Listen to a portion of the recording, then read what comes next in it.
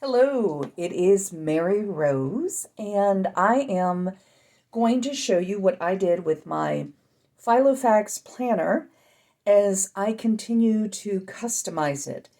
So I have a personal Filofax planner, and I have just recently I put in some tabs. I put in my own dashboard, which was just basically a transparent vellum, slightly transparent vellum, piece of vellum that I had in my stash from my scrapbooking days.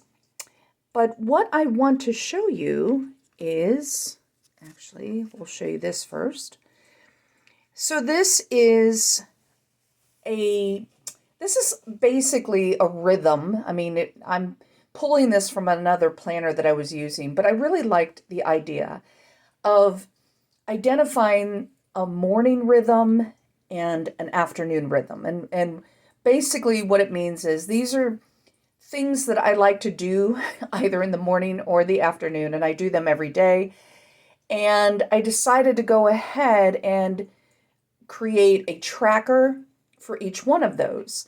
And I was in my old planner, believe it or not, I was actually writing these every day. So in the morning it was exercise and visualization and reading and prayer and my marketing and also some client work. But I was writing down those things every morning. And then in the afternoon, I had, lunch.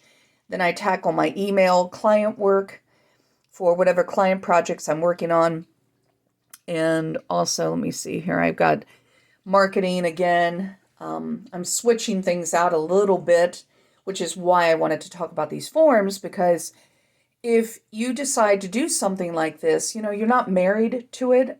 You probably already know that, but I want to see how often I do some of these things, because if I don't do something over, basically consistently, I'm not going to beat myself up about it. I'm just going to remove it and replace it with something else. So, and it depends on what, my ultimate goals are, but I do have a section here for learning and of course dinner prep. So that's important.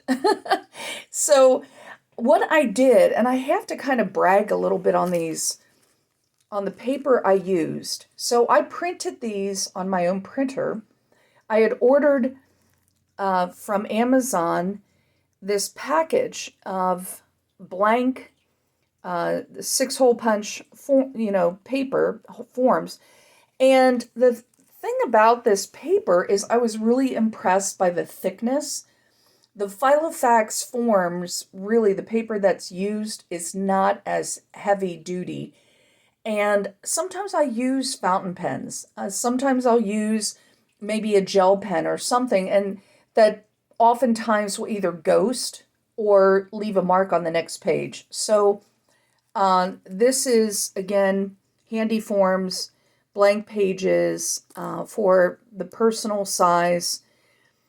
And it's 3.75 inches by 6.75. So those did very well, printed really nicely. And I also wanted to say that the way that I did this, the way I created both of these sections, and this is an easy way for you to create them if you like what you see here, is to simply create a table. So I created a table with 7 columns that went across, and then I think I have 5 here. Make sure I'm right. Actually 6. And then 5 rows. So, the first row is the day of the week. And I start with Sundays. So it's Sunday, Monday, Tuesday, Wednesday, Thursday, Friday, Saturday. And then this is with a desktop publishing program that I use, which is one by Serif. It's their older program called Page Plus. But on the side here, I just basically created text and, named everything. Now, if you wanted to use that as the table, you can, do that too. You could have, instead of the seven, I should put it this way, the 7 columns, you could have it, 8 columns, and you put your items on the left-hand side. Now, the thing is, inside, the only thing is when you create these tables, if you don't want the lines to show, you simply go into wherever you would adjust your borders for the cells, for the table, and you could either put the border color as white or just none at all. For me, and for this particular program, I'm not quite sure why, but I think the table that I chose was a style that already did not have borders, so that worked out for me. So if you have a choice of choosing a table that doesn't have any borders, then that'll work out even better for you. Inside of each cell, you see a little square, and that is a symbol that I was able to find within the bullet area. I think it was the bullet area, maybe not. But if you can find, wherever some people call them dingbats, but basically they're symbols, dingbats, whatever. You can choose whatever kind of a shape that you want. I was able to find just the empty square, which is what I wanted, because I'll be basically filling in each square with, a highlighter, or maybe I'll just use my pen and just fill it in. But the point is, it's, that these will be tracked. And then below this area here is actually, once again, a table that was just 1 column. And I think I have 7, 1, 2, 3, 4, 5, 6. I think I shortened it because I added the week portion at the top. But the point is I eliminated the lines that go on either side of the table. And then that just left the horizontal lines. And it's perfect because it allows me to, if I want to write any notes to myself regarding this, I can do that. Something to keep track of or eliminate, whatever. I always like to have areas where I can scribble a few notes or reminders. So that is my weekly rhythm, the morning and the afternoon rhythm. Now the next form that I did, this is my tracker. And this one is a little bit more with the table, and you can see that the cells are, visible. The borders are visible all on all sides. And I did that because these are so small, I just will use the entire cell to fill in.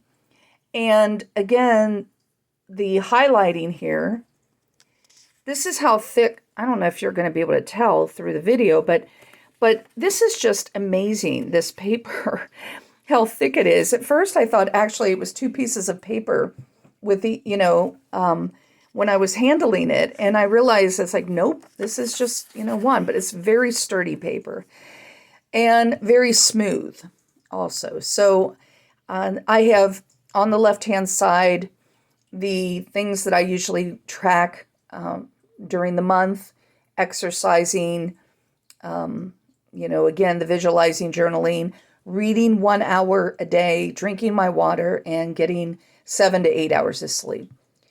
So again, this is very basic, and I'll probably dress it up a little eventually with some washi tape, and you can do the same. You can make things as fancy as you want, but I've always loved tables for this reason, because they can really quickly organize your page, and you don't have to spend time, like when you're able to create a form like this, you don't have to spend time having to recreate the same thing every week or every month.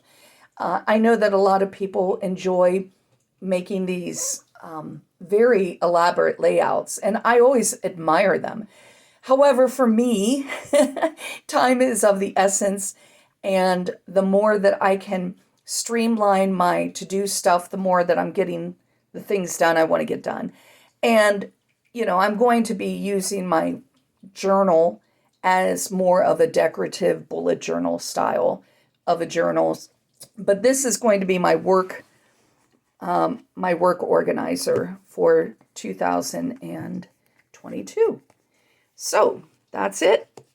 Hope that that helped and maybe give you some ideas of what you can do also with tables.